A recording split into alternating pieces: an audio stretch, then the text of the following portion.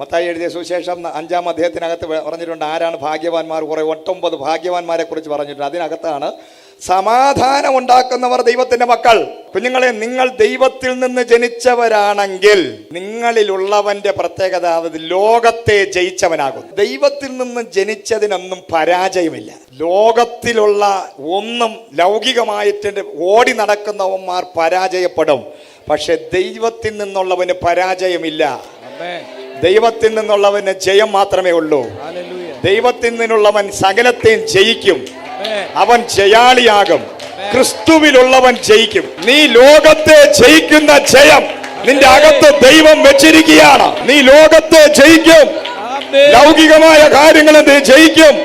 ലോകമോഹങ്ങളെ നീ ജയിക്കും. അശുദ്ധമായതിനെ നീ ജയിക്കും. ശത്രുവിനെ നീ ജയിക്കും. രോഗത്തെ നീ ജയിക്കും. പിശാചിനെ നീ ജയിക്കും. പാപത്തെ നീ ജയിക്കും.